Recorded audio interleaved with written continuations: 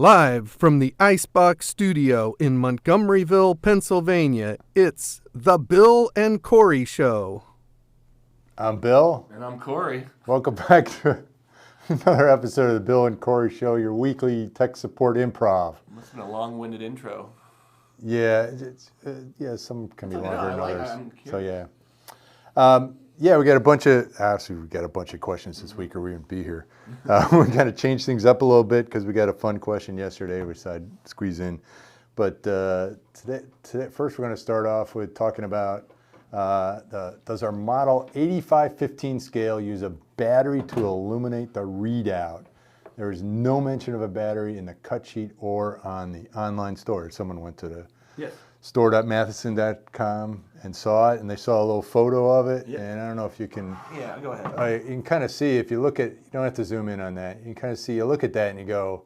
Oh, there's different colors. Oh, different colors. It must be LED readout. It must be a battery. No, it's not. So this question's for you, Corey. Yeah, no. It's so this is our scale. It's meant to hold cylinders, and it's a rugged scale, but it just goes by the same simple mechanism that your bathroom scale at home does. It's spring powered, so there is no battery in it. So how you use this scale is on your cylinder, it'll tell you how much it weighs, and so it's for liquefied gas cylinders. For liquefied gas cylinders. Yeah, and on liquefied gas cylinders, they'll be stamped somewhere where the tare weight will say TW and then something hopefully in pounds. So you add that in, and then if you're going to add tilt it up. Oh, sorry. So you add that in, however much it is, you can tear it backwards. So it goes in the red zone. So it goes in the red zone, and then you got to weigh your equipment. So if you're going to put a regulator on it or a hose and stuff, put it on the scale, weigh it, find out how it does, and then tear that back as well. And then when you set it on there, and then you set all that stuff on there, you'll know the weight of the gas or the weight of the liquid in the gas. And then it'll, as it gets empty, of course, it'll move down. Yeah. It'll move back to. It's got a little dial on the bottom. We'll flip it over, show them now. Yep.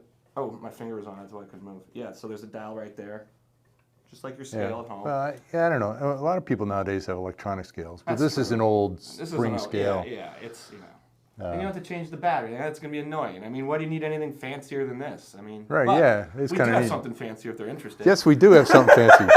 So, the fancier you get, more expensive. So this is our least expensive option. This is just a readout. So it gets attached to a scale, much like that one. But we'll talk about this thing. This is some interface thing. Yeah. But it's an electronic scale, and this one, of course, will bring this out. Just read it out digitally if you're not. Boy, this thing's heavy. Jeez. Oh wow. Have to tear the scale. Wow. So there you go. And this one's easier. We'll keep it into plastic so we don't get fingerprints on the stainless steel. So this is our electronic scale. It's got a little cord on it. It's easier to zero out. Just hit zero to tear it, and and that makes it much simpler. But it costs more. But it costs more. Put the weight up and down. You can set this up if you have an alarm system or something you want to know. There's probably alarms too, but we use this for, sometimes we have in gas cabinets for liquefied toxic corrosive gases. We'll have a switchover system, and you'll have one of these, and it tells you when the weight gets too low, and then it'll switch over. Yeah, so instead of a switchover going by pressure, it goes by weight. Yeah. And on to the next question. Yeah. Oh, this is fun. This is the one that came in yesterday. So we bumped off one of our gas cabinet questions which had a lot of graphics. So this is Corey, you can explain the question because you got the. Yeah. So a customer called me up yesterday and they said, I'm having problems with my regulator, and I twist it off, keep twisting it way past where it does anything, and this one does not have a retaining nut. Oh, actually, you want to zoom in? We're going to zoom in on this. This one does not have a retaining nut, so eventually it comes out. And this is our one of our mini regs? One of our mini regs, yes, I should have explained that first. So this is a 3700, 3750? No. 3870. 3870. The question was about our 3550, though, I do believe. Same thing. That's a single stage. This is a dual stage. Yeah, so it's the same exact thing. So for ones like this... And the spring comes out. Which is kind of odd. Yeah, there's no retaining nut to stop this thing from coming off. Which, that regulator, you can't twist off the knobs on these regulators. Yeah, now this is a... Yeah, you can. Well, you can, but you can't twist it off like this. Right. The spring comes out. Yeah. Because this is one of our general purpose regulators. Sorry, yeah, because the spring comes out. That's what. Yeah. Yeah. This is actually an old, obsolete one, but the knob comes off, but the spring stays in.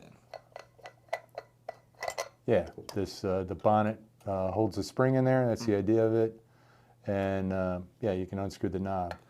So on one like this, and I don't know, but you yeah, can you kinda zoom out. Zoom out, yeah. So I can kind of hear the spring being able to move in there. That means that the knob's not doing anything. And this particular one, I was looking at it, and for the most part, this is closed all the way down. I can still feel the spring, and you can't, it's not moving. I can still feel it because there's tension in it. It's harder to turn at this point. So it's harder to turn, and then as you turn it out, it gets easier and easier until finally it's just really easy to turn out. At that point, the spring... Well, that one you can hear the spring move around. You can hear the spring moving around because it's not engaged with the spring anymore. Right. So as you can see, I don't know if you want to zoom in, see how far. It didn't take that many turns. If you can see the gap, let's get a good background. There, you can see the gap right there. That's all it was before it stopped, and then you have to... It takes many more turns of it not being engaged to take it the whole way out. So yes. And so Joe, just wait till it doesn't feel. It's easier than you're not doing anything. Yeah, that and the gauge will tell you too as it goes to impossibly. Yeah, and it's typically idea being they wanted to get it down to 0 psi. Yeah, and maybe it's and someone told them, hey, just unscrew it. Yes. And then they unscrewed it, and then parts flying out. And perhaps it was at 0, but because of the plus or minus, it might have been showing 1 psi-G, and they're like, we got to get it down to 0. Yeah, so something like that. Yeah, so basically you got to remember when you're loosening it, you just loosen it till you don't feel the spring pushing it. You still feel the spring pushing it, yeah. Yeah, and then this one, this was more of our typical ones where you can't.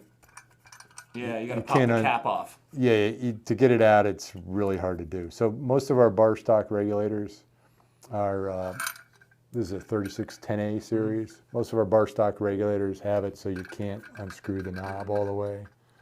That kind of mess things up. But this is, go back to the economy regulator here.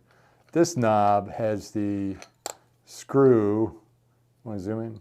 I don't know if you really see that. Yeah, the screw is actually kind of melted in with a nut, with a hand knob, I mean. So it's all one piece assembly. You can zoom back out.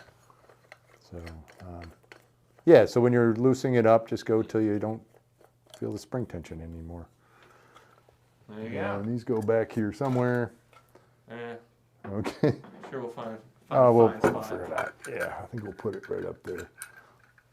All right. We'll have to roll the tape backwards to see where actually they're supposed to go. Okay, sorry about that. So next we're going to get into, a customer. I didn't bring a switchover this time because I didn't want to. They're big and heavy. They're big, yeah. My arms get tired I had a from big holding workout last night, so I didn't want to. I want to take it easy on my arms today. No, someone had a switchover for carbon dioxide carbon dioxide cylinders is a high flow switchover, is a matrix switchover. So it's one of our standard high flows. And when you have a doer set up, when you have the switchover just for doers, and you have an indicating pressure switch, you would use a 0 to 600 psi range because the doer is going to be 230, 350 kind of pressure. But they wanted to change it over for high pressure cylinders.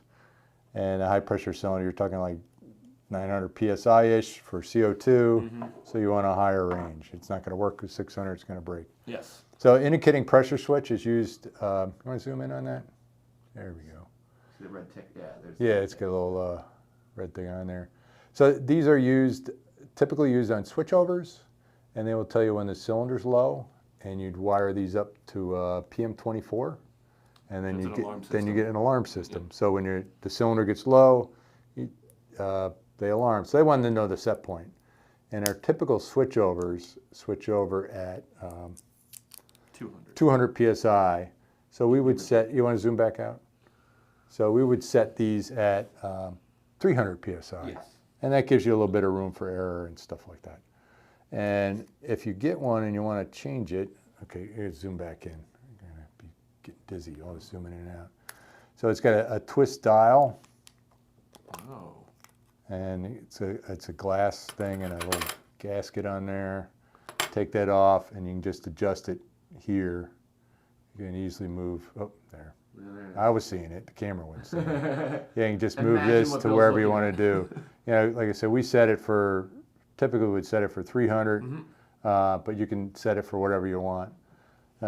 Problem being is you don't want to set it too close to switchover point because It might not ever go off. Yeah, it might not ever go off, and that would be a bad thing. Yeah. So you can zoom back. Yeah, or zoom back out there. So yeah, that's what our indicating pressure switches. 2 wires on there, and it's they're set up normally open, which means when you're above the set point, then you're going to have a completed circuit, and that's the right way to do it. So if the wires come disconnected, you'd get a signal, you'd lose the signal, and it'll tell you that there's cylinders are low. So yeah, if it's disconnected.